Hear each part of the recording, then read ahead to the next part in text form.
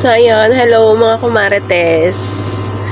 May pupuntahan kami ngayon. Pupunta kami sa bahay ng aking tiyahin. First time namin pupunta doon. Pamula nung nagawa yung bahay nila. Kasi dati nangungupahan lang sila mga kumarites.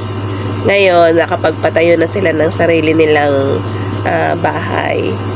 Kasi ayun ay talagang matagal at pangarap talaga ng tiyahin ko na magkaroon sila ng sarili. So ngayon, pupunta tayo doon, mag-house raid tayo. Titingnan natin yung bahay ng tiyahin ko. Pero nakita ko na siya sa sa video, social anshala. Ngayon pupunta tayo doon at ating house tour. Nakakatuwa kasi dati nung magkakasama pa kasi kami dati sa isang compound, nakikitirik lang din kami ng bahay. Doon yun dito sa kabilang kabilang subdivision lang. Nakikitirik lang din kami kasi wala din kami sariling lupa. Kasama namin yung tiyahin ko na yon dun sa compound na yon. Syempre kapag nakikitirik ka, parang mangangamuhan ka din kung ano yung utos sa iyo nung may-ari ng lupa, susundin mo, ganun. Parang yung tiyahin ko, ganun din sila, taga-alaga ng halaman nung may-ari ng lupa. Tapos yung namatay ko naman tatay, siya naman yung driver nung may-ari ng lupa. Syempre, wala naman choice. Syempre, nakikitirik lang kami ng bahay. Kung ano yung sabihin ng may-ari, susunod ka kasi nakikitirik ka nga lang ng bahay. Tapos yun, nagkaroon ng pagkakataon yung tatay ko na makabili ng lupa. Ito nga yun, ito yung tinitirikan namin ngayon. So, nung namatay yung tatay ko, hindi pa kami, lupa na namin to, pero hindi pa kami dito nakatira. Nung nag-asawa ako yung kauna-unahan tumira dito. Tapos yun, nagdire-diretso na. Tapos, nung hindi na rin natagalan ng kapatid ko yung pakikitungo dun sa may-ari ng lupa, umalis na din. Kaya nandito kami lahat ngayon. Tapos, mas naunang umalis sa amin yung tiyahin ko na nga na yun. Hanggang nagsikap siya para magkaroon siya ng sarili kasi nangungupahan lang din sila. Siyempre, pag nangungupahan ka, imbis na yung binabayad mo, pang sayo na, yung ipuhulog mo na sana kung sarili mo, diba? Kaya ngayon, nakakatuwa kasi nakapundar siya ng sarili niya, tapos ang ganda-ganda na ng bahay niya ngayon. So, yun lang. First time namin pupunta ngayon dun sa bahay nila. Tara, samahan niyo kami. 1, 2, 3. At ito na nga mga kumarites, andito na nga tayo sa bahay ng aking tiyahin. Dito nga pala yan sa labas, bago nga kami umalis ay binidyohan ko nga muna yung harap ng bahay nila. Wala talaga mga imposible mga kumarites, lalo na kapag may pangarap ka talaga at gusto mong mangyari yung mga pangarap mo. Andito na nga kami sa loob at sinalubong nga kami ni Malos. Yun nga pala yung aso na alaga ng aking pinsan. At syempre inabot nga kami ng malakas na ulan at maigi na nga lang at nandito na kami. Napakaganda nitong harapan ng bahay ng aking tiyahin. Dahil ang makikita mo nga ay mga puno ng niyog, napakatahimik tingnan. Malayo sa mga ingay ng sasakyan. Kaya naman talaga marerelax ang utak mo kapag nandito ka. Umpisahan na nga natin mag-house tour at pagpasok mo nga dito sa kanilang front door, syempre may malaking TV at nandito sa kabilang side ay yung malaking salas. O diba ang syala? At yung iba nga dyan ay order nga lang sa Shopee. At yung iba nga ay sa Lazada. Hindi mo na nga kailangan bumili ng mamahaling gamit, lalo na kung gusto mo mag-social ang bahay mo. Shopee at Lazada ay okay na nga. At yung mga cabinet na nga yan na makikita nyo nga ay sa Shopee nga lang din at sa Lazada. At tingnan nyo naman si Malos, game na game sa pakikipaglaro dito sa aking pamangkin. Nakakatuwa nga yung aso na yan dahil hindi naman kami isang beses niyang nakita. Tingnan nyo nga at hindi na nga din yan nangingiba sa amin. Hindi ko nga kasama ang aking anak dahil nga nasa biyanan ko. Pagkadating ko nga sa bahay ay hinahanap nga sa akin si Malos kung nandito daw ay malamang. Saan ba nakatira ang ina ni Malos? Syempre kung saan nandun ang ina ay nandun din si Malos. Bago nga lang pala kami dito nakapunta mga kumarites, pero may kasunod na uli ni schedule kung kailan kami pupunta. Tingnan nyo naman ang bebe na yan na talaga naman nakikisiksik kung saan may tao. Ay talaga namang mananakaw ang aso na iyan. Ang galing-galing makipaglaro kay naman. Kaya naman mga kumarites, wala talagang imposible kapag may mga pangarap ka na gusto mong ma-achieve talaga. Sipag lang din talaga at dasal sa taas mga kumarites ang sandata natin. Ako nga nga din mga kumarites, marami nga din akong pangarap, pera na nga lang ang kulang, charis. Pero wala namang imposible mga kumarites, lalo na kapag si Lord ang gumalaw ng baso. Lord, baka naman yung baso ko pagalawin mo na, charis. At ito nga pala mga kumarites ang aking pinsang maganda. Yang bata nga na yan ay alaga lang namin nung kaliitan, ngayon dalaga na. At ayan, may pahanda pa nga ang aking tiyahin. May pansit, may puto at may bake mac, may lansones pa nga. Tiya, hindi naman kami mga bisita kami, charis. Ako Marites, ito ang aking pinsan na maganda, oh. Tilada. Ayan. Ang kala.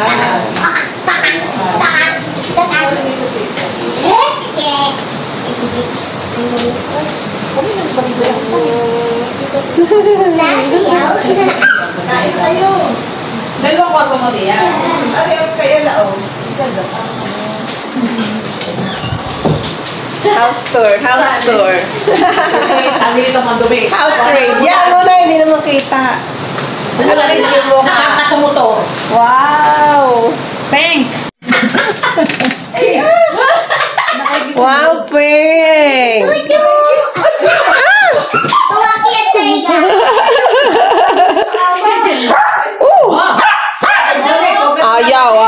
Ayaw. Hindi na, kalabas na. Nag-iuna, bato. Nagpapapansin tayo. Ay! Ito, maraming tao. Ate. Ikaw siya.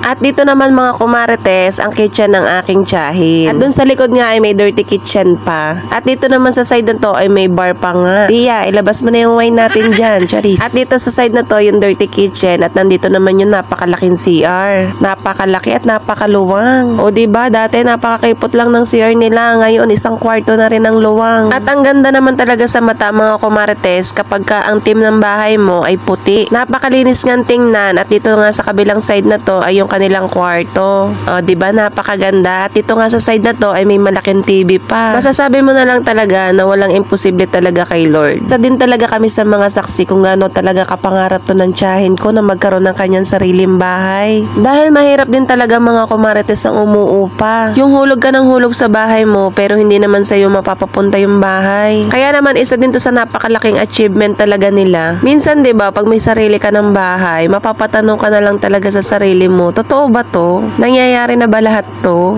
Kasi minsan naiisip natin panaginip lang siya. Pero wag mo lang talaga makakalimutang magdasal sa taas ay wala naman talagang imposible. At syempre kumain na nga kami at lahat nga ng hayin ng aking tiyahin ay masarap. Panalo yung bake mac at saka yung pansit, pati na rin yung puto. Nakadalawang balik nga ako sa bake mac niyan dahil ang sarap mga kumarites. At syempre habang kumakain nga kami ay syempre chika-chika. Marites muna dito, marites doon. Kami lang ba pero pagka magkakasama nga kami, hindi nga kami nauubusan ng kwento. Marami talaga kami napapag-usapan mga kumarites. Hindi ko pa nga pala nasasabi sa inyo mga kumarites, si mama nga pala ay 4 na magkakapatid. Ayan nga pala si Modrakels, tapos yung aking tsuhin, tapos ito nga pala si Tia. At meron nga pala silang isang kapatid sa ama, yun nga ay si Eric. Yun nga yung pinuntahan namin dati na yung anak ay nag-1 taon. Bali, ayun yung kapatid ni na mama na bunso. Dahil mga kumarites, sa side nga lang ng aking ina, yun yung malalapit na tsuhin at tiyahin ko. Dahil sa side naman ng aking ama, hindi naman din halos namin kilala lahat. Isa pa nga ay taga-Tayabas nga ang kanilang probinsya, kaya naman hindi namin sila halos kilala. Hindi nga rin kami mga kumarites halos malaking pamilya, dahil kokonti nga lang din ang kapatid ni mama. At lahat naman sila nga ay kasundo naman namin. Kaya kami magpipinsan ay close nga din dahil nga kakaunti nga lang din kami magpipinsan.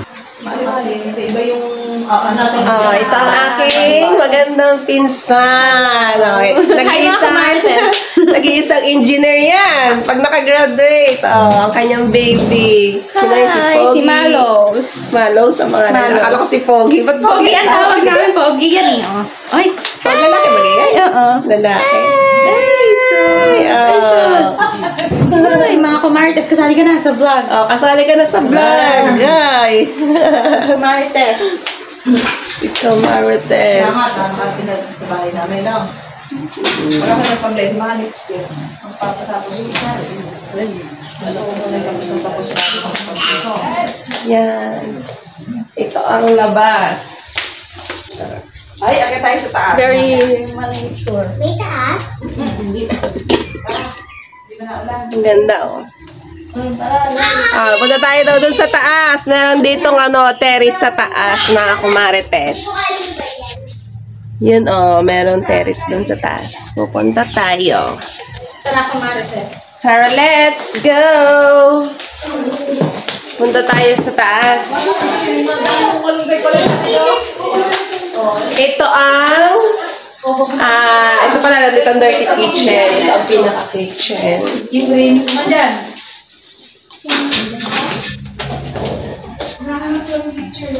Para kayo may bata dito. Ta! Tumas ka doon. Oo nga po. Danda ka lang naglas. Wala pa kami dyan. Kami... Tatay, paano tong... Hindi, gawa lang yun. Ay, dito gandaan. Lumusot ka na lang. Yan, lumuka yan. Yan, tapos si Mia, karo na. Si Pia, baga si Kisha. Si Mia, ano pala Nandana si Pia. Hindi makakalusot si Tita Lai. Ayan. Basta pa rin. Wow!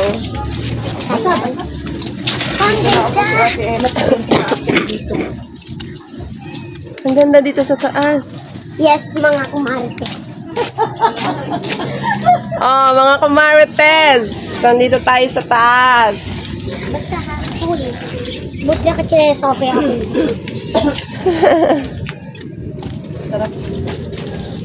Andito nga pala tayo mga kumarites sa may taas ng kanilang garahe. Dito nga ay merong terrace at napakasarap nga ditong tumambay. O diba itong dalawang ito? Ito nga si Pia ay pamangkin na sa pinsan nitong si Ella. Mamaya nga daw ay magre-remake sila ng mga old pictures nila. Dahil ang niliit pa nga nila doon tapos ang nenegra pa nila. Ngayon nga ay matataasan na si Ella nitong kanyang pamangkin sa pinsan. Napakabilis talaga mga kumarites ng panahon. Mausisa mo itong isang ito ay matataasan na rin sila. Ito nga palang pinsan ko na si Ella ay malapit na din gumraduate ngayong taon. Civil engineer nga ang tinitake niyang course. Kaya naman ayan na nag-iisang engineer sa aming angkan. And for sure, yayaman pa yung batang yan dahil maliit pa nga lang yan ay madami na nga yung pangarap.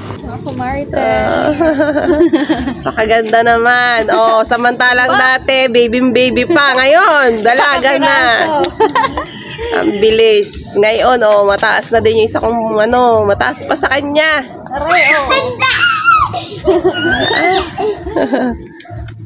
Magre-remake pa kayo mamaya. Ang itsura niya doon. Ang itim pareho. Akalain mo yun na ang liliit niyo pa. Diyos ko. Sige. Ikaw yun, Ikay. Dito nga sa taas mga kumarites ay napakasarap ng hangin. Lalo na nga at papasko ay napaka-presko nga ng hangin dito. At masarap nga mag-stargazing dito kapag gabi. At ang sarap nga gawin tambayan ito lalo na kapag ka magmumuni-muni ka sa umaga o kaya sa hapon. Tapos ganito mga tanawin yung makikita mo ay talaga namang marerelax ang utak mo. Bumaba na nga rin kami at baka mamaya ay makaulan nga uli. Pagkapasok nga namin sa loob ay naubutan nga namin itong si Mudrakes at nakikipaglaro nga dito kay Marlos. Talaga namang itong si Marlos ay game na game sa pakikipaglaro. At tingnan nyo naman at humilata pa talaga ay kainaman naman talaga. At ayan nga pagkatapos nga namin magsikain ay mga nakaupo na nga dito sa sala. Syempre nagwa-warm up lang yung mga yan mamaya at magti-tiktok na yan. At talaga namang itong si Pogi ay walang tigil pa rin sa pakikipaglaro. Mamaya ay bagsak yan. Ay maya-maya nga ay napagod na nga yan at biglang nawala. Ay yung pala ay nagpunta sa kwarto at natulog. Kainaman nga ay akala mo'y tao. Ay nung nakatulog na nga yan at nagising ay lumabas na nga uli para makipagkulitan. Pagkatapos nga yan ay nag-remake na nga kami ng mga picture nila dati. Nakakatuwa nga mga kumarites at ang liliit pa nila doon sa picture na yun. At kung gusto nyo nga makita yung picture na yun ay ito, tingnan nyo. O diba mga kumarites, mga batang paslit pa sila dito. At ito pa nga yung isang picture na na-remake nila at napakaliit pa din talaga nila dito. Pumikit ka nga lang at isang iglap nga ay mga binata't dalaga na ang iyong mga anak. At ayan nga, halos magkasintaas na silang dalawa. Yung dating kaliliitan at magkalaro lang ay ngayon, ayan na. Katapos nga niyan ay nagpicture-picture na ulit sila at pagdating nga ng panahon ay i-remake naman ulit nila ito. Mausisa mo ay si Kisha ay kasintaas na rin nila. At ito na nga, nagising na nga si Pogi. Ay wag na wag mong tatawagin pangit yan, ay mabilis daw magtampo iyan pag tinawag mong pangit. Kaya naman ayan nagiinarting maigi. Ang gusto niya, nahihimasin ng kanyang tiyan. Talaga naman, itong asong ito ay mabisyo na din talaga. At syempre, hindi mawawala ang TikTok. Pampalipas oras din baga itong pagti-TikTok na ito. Ayan nga pala yung mga behind the scene at behind the camera na mga pinagagagawa nila kanina. At syempre magpapahuli ba naman si Aling Kumarites, syempre nakitiktok na rin ako. At ang pinili ko nga lang ay yung madaling step at hindi naman tayo dancer mga Kumarites. Yung may paturo nga lang sa left and right ang ating pinili at hindi naman tayo maalam kumende. Yung kendeng nga ay hindi ko alam ay yung kumaldag pa kaya. Kaya naman ayan, pinaubaya ko na nga dito sa tatlong to yung pagkaldag-kaldag nga at hindi naman tayo maalam noon. Sa susunod nga na pagpunta namin dito ay magbabaon na kami ng maraming step na pang TikTok para naman marami tayong mai-TikTok pag nagpunta ulit tayo dito. Ay kung magaling nga lang ako sumayaw ay makikisali ako sa mga ito kasi parehas left and right ang ating mga paa. Kaya naman ayan, tamang panood na lang ako sa mga ito kung paano sila mag-TikTok. Dito lang din naman nagtapos ang aming mga kaganapan ngayong araw. Nakakabitin naman talaga ang oras mga Kumarites dahil ilang oras lang kami nandito. Kaya naman ayan, magseset na lang ulit tayo ng panibagong date at araw kung kailan tayo ulit pupunta dito. Sa susunod nga, isasama ko na nga ang aking anak dahil nahanap nga niya si Malos. At dito nga ako tawan-tawa sa huling TikTok nila. Talaga namang utas ako ng kinatatawa sa mga ito. Yun lang naman mga Kumarites ang ganap natin for today's video. Bye!